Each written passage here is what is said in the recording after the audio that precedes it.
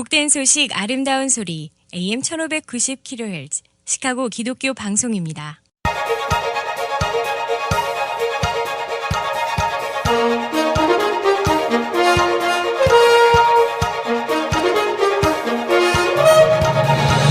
김정일 해설위원의 시사 해설. 세상을 넓게 봅니다. 삶의 지평이 넓어집니다.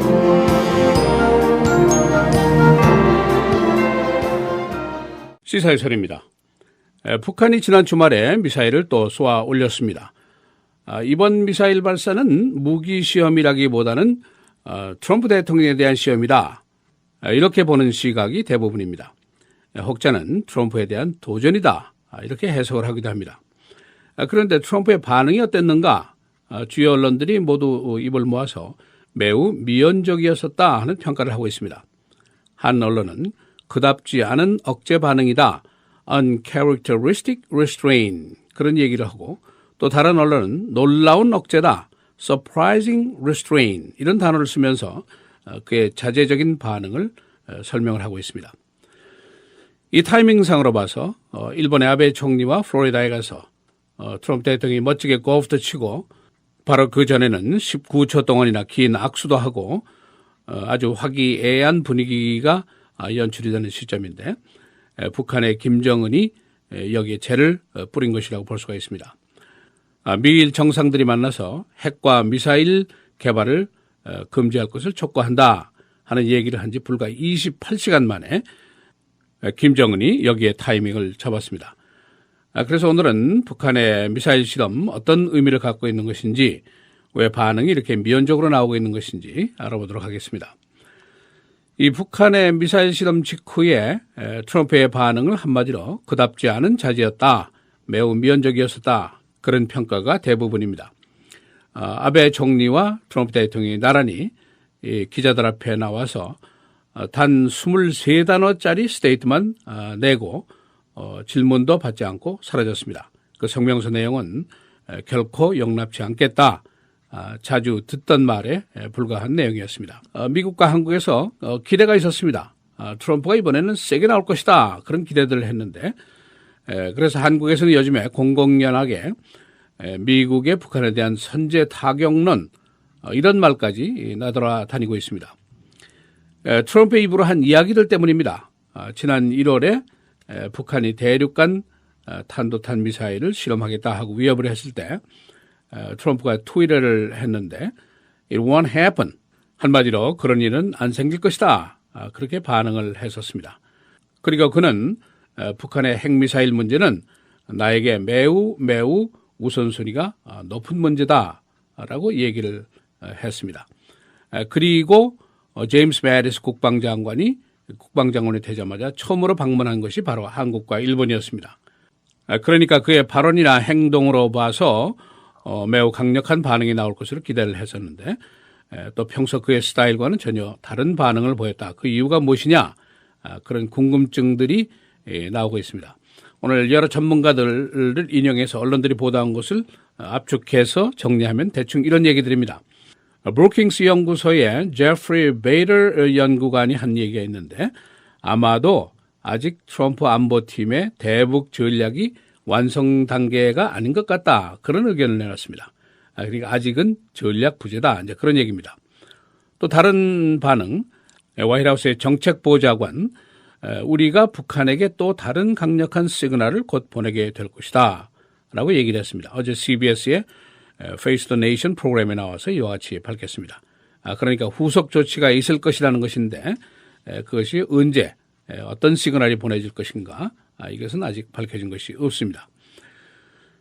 또 다른 전문가들은 역시 트럼프도 대북 관계에 별 뾰족한 수가 없지 않겠느냐 그런 그 분석도 나옵니다.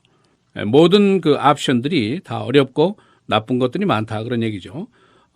그 위협은 심각한 것인데 창은 닫혀 있고 군사적 선제 타격론 말이 좋지 이것이 관련국인 한국과 일본에게 운명에 달린 문제고 또 경제 봉쇄를 한다. 사실은 북한이 별로 잃을 것도 없죠. 중국만 있으면 되니까. 바로 큐바가 혹심한 고립을 반세기 이상 당해도 끄떡없이 버텨온 거. 우리가 현실에서 이 사실을 봐왔습니다. 과거에도 빌 클린턴이나 조지 부시가 위협도 하고 협상 시도도 하고 뭐 당근도 준다, 채찍도 한다 하고 했지만은 별 소용이 없었습니다. 또 한국에서는 김대중 정부가 햇볕 정책을 쓴다 했지만은 이것이 이솝 우화에나 나오는 이야기로 그치고 말았습니다.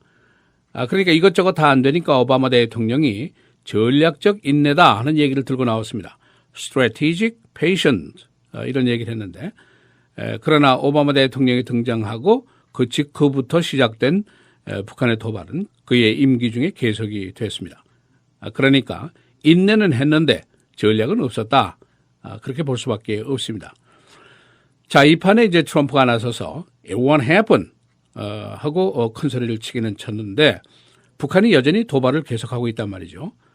그러니까 트럼프의 발끈하는 성격으로 봐서 아베 총리와 골프도 하고 좀 좋은 시간을 갖는데 이자가 정말 하고 내심 괘씸한 생각을 했겠습니다만은 그러나 나와서 한 행동은 겨우 23단어짜리 성명서를 읽는 것에 그쳤습니다. 화이트하우스가 추가 경고가 있을 것이다 하는 예고를 했습니다만은 그것이 무엇인지는 아직 알려진 것이 없습니다.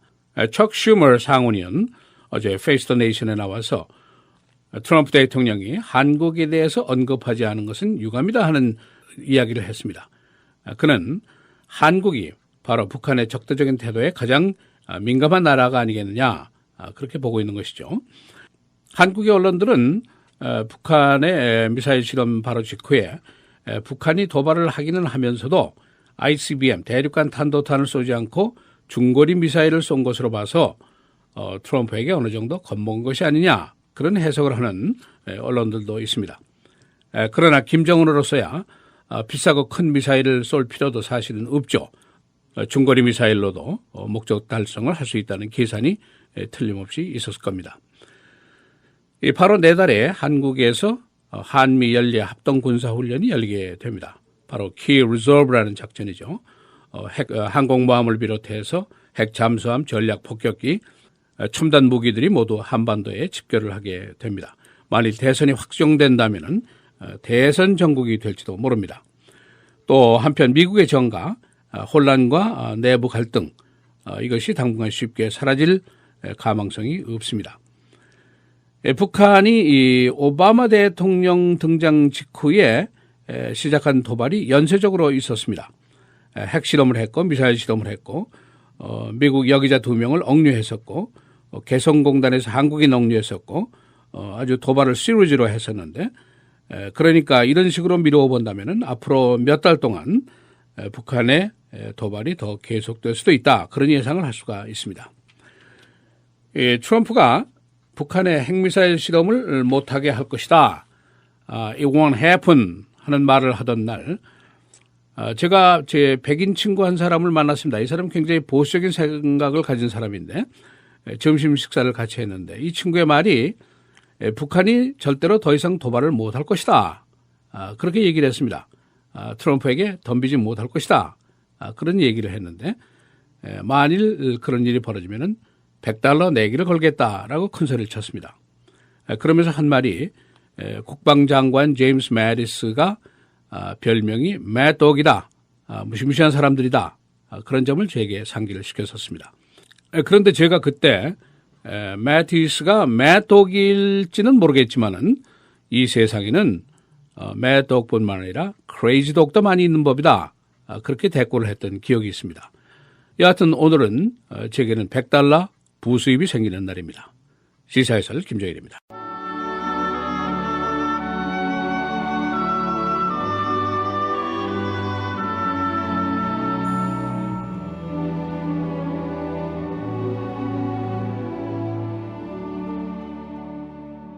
약한 자들에게 내가 약한 자와 같이 된 것은 약한 자들을 얻고자 함이요 내가 여러 사람에게 여러 모습이 된 것은 아무쪼록 몇 사람이라도 구원하고자 함이니 내가 복음을 위하여 모든 것을 행함은 복음에 참여하고자 함이라.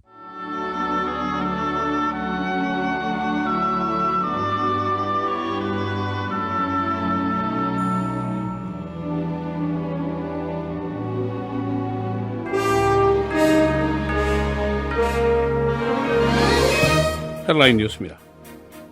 트럼프 대통령의 대북 도발에 대한 반응이 매우 온건했다는 평가를 받고 있습니다. 트럼프 대통령은 지난 금요일 북한의 미사일 실험 직후에 아베 총리와 함께 23개짜리 단어의 성명서만 읽어내렸습니다. 그는 후보 시절에 강력한 대북 정책을 암시해서 선제 군사 타격론까지 거론이 됐었습니다. 마이클 플린 화이트하우스 안보보좌관이 좌불 안석입니다. 그는 트럼프 후보 시절 러시아 대사와 만나서 경제 봉쇄 문제에 대해서 논의했었습니다. 그는 이 사실을 부인했었고 이에 따라서 마이크 펜스 부통령과 고위 당국자들을 오도했다는 비난을 받고 있습니다. 어제 열렸던 제59회 그래미상, 아델과 비욘세가 상을 휩쓸었습니다. 아델은 5개 부분, 비욘세는 2개 부분의 상을 수상했습니다. 멕시코에서 어제 대대적인 반 트럼프 시위가 벌어졌습니다. 멕시코 시티에서 약 2만 명의 시위대들이 트럼프의 이민자 처리 등을 비난하면서 트럼프 화형식을 가졌습니다. 멕시코 시티에서는 이 밖에도 2개의 시위가 더 열렸습니다. 유나이티드 에어라인의 조종사의 이례적인 행동으로 항공기 운항이 2시간이나 지연됐었습니다. 텍사스 어스틴 공항, 조종사가 승객들에게 기내 방송을 통해서 자신의 이혼 스토리 그리고 대선에 관해서 폭언을 늘어놨습니다. 승객들은 그가 정상적이 아닌 것으로 보고 있습니다. 메가스톰이 오늘 북동부 지역을 강타합니다. 일주일 만에 2번째 스톰입니다. 오늘 스톰도 최고 2피트의 적설량을 기록할 것으로 예보됐습니다.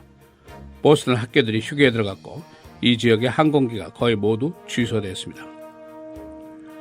시카고의 총격 사건, 어제 11살 그리고 12살짜리 소녀들이 총에 맞아서 위독한 상태입니다. 경찰은 이들은 가해자의 목표물이 아니었던 것으로 보고 있습니다. 2 티네이저는 30분 간격으로 총에 맞았습니다.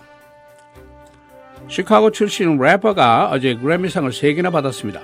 23살 찬스, 그는 How Great 등의 노래로 수상을 했습니다. 그는 주님께 영광을 돌린다고 수상 소감을 밝혔습니다. 날씨입니다. 오늘 내일 계속해서 맑고 오늘 최고 46도, 내일은 49도입니다. 수, 목, 금 계속해서 맑고 흐리고 수요일의 최고는 33, 목요일 39, 금요일 54도입니다.